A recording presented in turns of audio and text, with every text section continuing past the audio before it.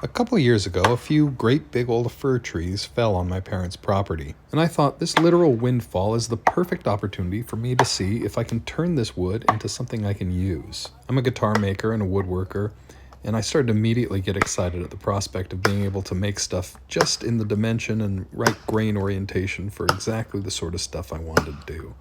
And so I set about to learning how to split, mill, dry, and process this lumber into boards. And it's been a journey. I've learned a lot. In fact, now more than 2 years later, I'm still processing this wood. There's so much to go through. But we're getting to the point now where some of the wood I've been drying is ready to start using. Well, sort of, I guess.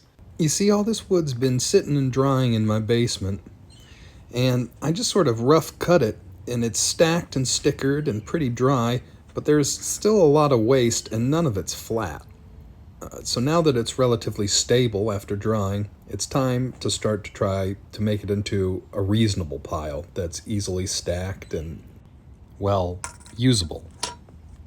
So now I've started cutting away all the waste and planing these boards to make them, more lumber-like.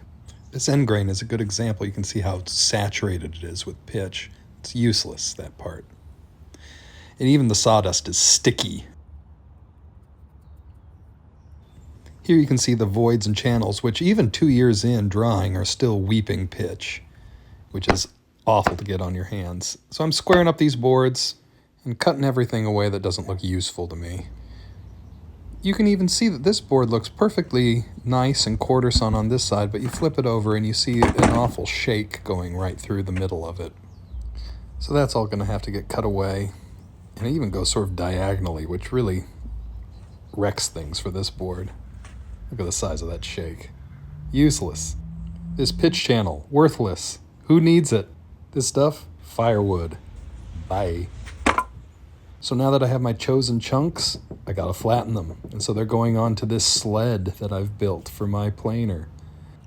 And I glue them down with only the hottest of glues. You see here I've batched up a whole bunch of these short pieces so I can run them through fewer times. Then once they're flat on one side, it's easy enough to pry them up and flatten the other side. And then after all that, I've turned some really big boards into some really little boards. But they're nice little boards, I guess. They're good. They're good enough.